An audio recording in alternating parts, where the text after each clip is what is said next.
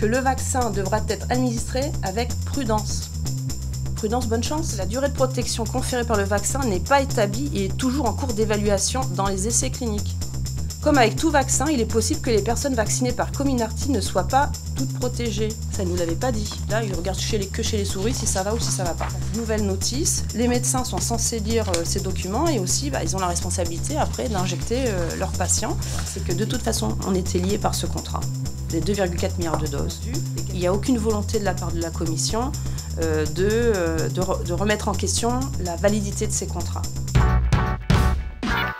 Cette semaine, nous avons une réponse à une question d'un collègue député européen, Ivan Sinčić, même si c'est une question récurrente, c'est-à-dire on demande à la Commission s'il y a un suivi par rapport aux effets secondaires. Et donc sa réponse est assez intéressante, déconcertante, ça on le savait, parce qu'elle nous donne plusieurs éléments. Et c'est très important parce qu'ils veulent essayer de noyer le poisson en disant que finalement, il y a eu plus de vies de sauvées que de morts, mais quand même, ils nous lâchent un chiffre. À peu près 12 000 morts ont été relevés, des cas spontanés d'issue fatale. Alors ils nous disent tout de suite, attention, prendre avec précaution ces chiffres. Mais quand même, un autre paragraphe ultra intéressant, c'est qu'ils disent, attention, dans des cas très exceptionnels, des cas ont été morts, vraiment ont été liés et rapportés à cause du vaccin, et c'est tous les cas de thrombose. Et on voit qu'aux dernières statistiques, donc octobre 2023, avec le premier vaccin, donc le Comirnaty, il y a 110 morts reconnus. Donc c'est pas rien 110 morts. Hein. Moi j'estime que tout ce qui est mis sur le marché devrait ne produire aucun effet secondaire et encore moins des issues fatales. La Commission a demandé au laboratoire Pfizer, suite aux statistiques et l'évaluation d'experts, de modifier les caractéristiques du produit, donc du vaccin. Parce qu'ils ont estimé qu'il y avait des effets secondaires qui devaient être précisés dans leur propre notice. Alors ça, regardez, hein, donc ça, c'est un résumé des caractéristiques du produit. Résumé. Hein. Et donc on demande effectivement à Pfizer d'intégrer tous ces problèmes d'effets secondaires. Et donc vous avez voilà, la définition et les études qui ont été faites. Alors déjà, ils ont intégré les myocardites et péricardites. Ils ont mis du temps. C'est comme, vous savez, les troubles menstruels. Il a fallu que certains collectifs, et notamment celui de Mélodie, montent au créneau, qu'ils ont dû se battre en France, au sein du Sénat, pour faire entendre leur cause. Et au final, effectivement, ils ont intégré les troubles menstruels. Autre problème, la thrombopénie et troubles de la coagulation. Donc c'est ce que je disais, tout ce qui est autour des thrombocytopénies. Donc là, c'est intéressant cette phrase, c'est-à-dire qu'ils disent que le vaccin devra être administré avec prudence. Prudence, bonne chance. Prudence, qu'est-ce que ça veut dire ? Surtout, comme je l'ai dit, sur le site de EudraVigilance, vous voyez bien qu'il y a des issues fatales suite à des injections qui ont donc pour conséquence des thromboses. Et d'ailleurs, j'ai un cas là que j'ai rencontré à Toulouse, une pauvre dame, Bernadette, qui a sa première dose de vaccin, donc j'ai son certificat médical, où le médecin a dû quand même déclarer que c'était suite à l'injection première dose Pfizer. Et elle a déclaré une thrombose. 7 jours après cette thrombose, elle a dû être réhospitalisée, elle a fait un AVC. Donc ça, c'est du vrai, ça existe. Et autre précision dans cette décision, donc pour ceux qui nous regardent, sachez qu'au bout de 3 ans, durée de protection du vaccin. Donc ils disent bien que la durée de protection conférée par le vaccin n'est pas établie et est toujours en cours d'évaluation dans les essais cliniques. Bravo. Ça, je vous rappelle qu'il y a eu un pass sanitaire, qu'on nous a interdit d'aller et venir, qu'on nous a interdit d'aller aller faire du sport, aller voir même nos familles, à prendre le train. Enfin, limite de l'efficacité du vaccin. Comme avec tout vaccin, il est possible que les personnes vaccinées par Comirnaty ne soient pas toutes protégées. Ça ne nous l'avait pas dit. Ça aussi, c'est très important puisqu'on est donc hiver. Il y a une stratégie en France et je sais aussi en Belgique où on vous propose les 2 vaccins, hein, gratuits toujours, donc le Covid et la grippe. Donc qu'est-ce qu'on dit ? Interaction avec d'autres médicaments et d'autres formes d'interaction. Aucune étude d'interaction n'a été réalisée. Bonne chance. L'administration concomitante de Comirnaty avec d'autres vaccins n'a pas été étudiée. Donc ça fait aussi 3 ans qu'on a que c'est sur le marché, mais il n'y a pas d'études, hein, ce n'est pas important. Point sur la fertilité. Les études effectuées chez l'animal n'ont pas mis en évidence d'effets délétères. Donc en fait, là, ils regardent que chez les souris si ça va ou si ça ne va pas. Donc voilà un petit peu, et c'est important de le souligner parce que c'est toujours d'actualité. Donc octobre 2023, donc nouvelle notice. Les médecins sont censés lire ces documents et aussi, ils ont la responsabilité après d'injecter leurs patients. quand on voit la réponse de Kyriakides qui nous alerte en nous disant qu'il n'y a que 768 millions d'injectés, parce que au regard du nombre de doses qu'il devait commander, 4,6 milliards de doses. Donc moi je m'interroge, où sont ces doses? Je vous rappelle, j'étais dans la commission spéciale Covid. On a posé toutes ces questions. On voulait avoir accès aux contrats, on ne les a pas eus. On voulait avoir accès aux SMS, on ne les a pas eus. Le rapport de la Cour des comptes est quand même assez édifiant et assez révélateur du manque de transparence, du manque d'expertise, de la problématique autour de la condition d'achat. Donc on a eu une réunion à huis clos, où dans cette réunion, on avait interdiction de prendre des notes. On a dû signer un papier de décharge comme quoi on ne devait pas parler de cette réunion. Et pas de téléphone. En anglais, et je ne devrais pas parler de cette réunion. Mais vu qu'il n'y a pas de délai sur le contenu de cette réunion, là aussi, c'est une question, jusqu'à quand je dois me taire? En tout cas, dans cette réunion, c'était une réunion autour des intérêts de Pfizer, notamment, où en fait, c'était la seule... Comment protéger les intérêts financiers de Pfizer?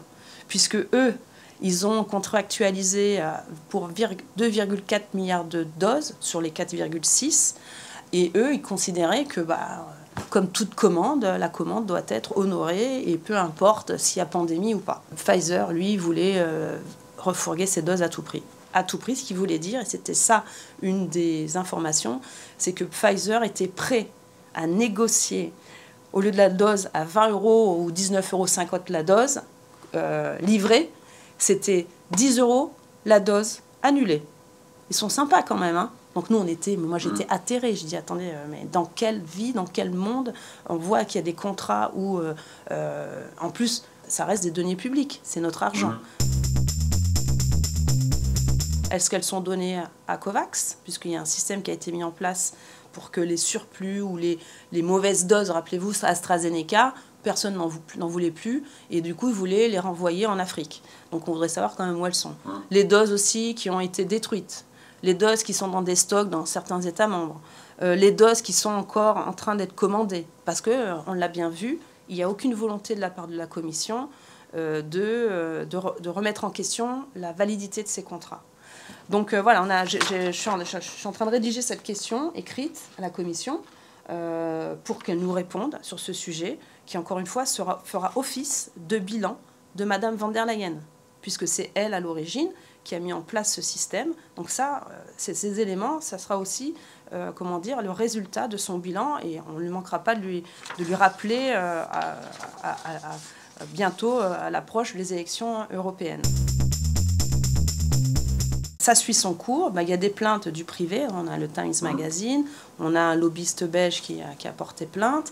Il y a eu aussi des signalements, et moi j'en fais partie, auprès du procureur européen. Là aussi, je regrette qu'il n'y ait pas de transparence et de communication autour de l'ouverture de cette enquête, puisqu'elle avait dit il y a plus d'1 an que l'enquête était ouverte. Donc là, ça pose problème. Donc on a vu que de toute façon, le procès du Times avançait bien, et qu'il y aurait sans doute une réponse juste avant les élections européennes. Donc on attend tous après ce procès, parce que c'est important pour les citoyens, parce qu'on ne peut pas d'un côté vendre des valeurs de probité, de transparence, de faire la leçon à tous les autres États membres parce qu'ils ne respecteraient pas les valeurs de l'Union européenne. On le voit dans tous les dossiers, hein. Ils luttent contre l'opacité. Donc on ne peut pas demander dans d'autres dossiers aux citoyens européens d'être plus blancs que blancs, alors que la Commission, elle balance notre argent à des laboratoires, elle ne nous répond pas, elle ne produit pas les contrats, elle ignore les SMS. Donc là, c'est aussi intéressant. Donc ils n'arrivent pas à nous donner des SMS, mais ils veulent nous faire nous basculer dans une société digitale et du contrôle. Donc c'est pas cohérent, on le dénonce, et de toute façon, on manque pas, avec mes collègues, de monter au créneau et de pas lâcher, parce que il y a le côté judiciaire, et c'est très bien que ça avance, et il y a le côté politique. Et donc au niveau politique, c'est vrai qu'on est limité dans notre action par aussi manque de courage de certains autres députés, mais des fois il suffit d'être une bonne dizaine pour faire avancer les choses. Il y a beaucoup qui partagent notre analyse, mais il y en a très peu qui montent au front. Mais quand même, il y a beaucoup de soutien. On le voit au niveau des médias, on le voit au niveau des citoyens.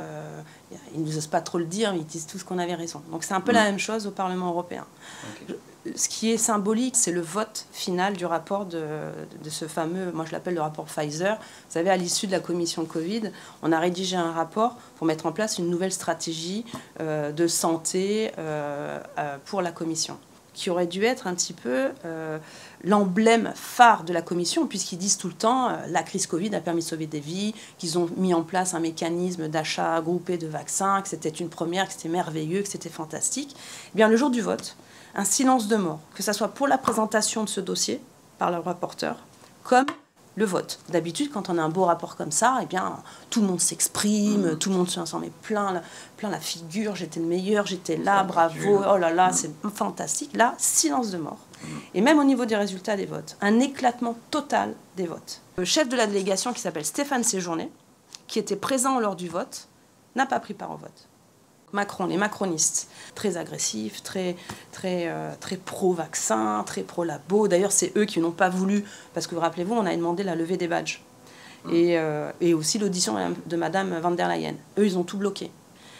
C'était eux d'ailleurs qui demandaient au secrétariat de vérifier mes tweets parce qu'ils estimaient que ce que je disais ne devait pas être diffusé. Je me suis fait une fois remonter les bretelles, mais j'ai dit moi, je fais un peu ce que je veux quand même à un moment donné, donc je laisse ma vidéo. Donc non, on n'est pas seul, on n'est pas isolé, on a beaucoup de soutien et je pense qu'aujourd'hui beaucoup, et je le vois, nous remercient.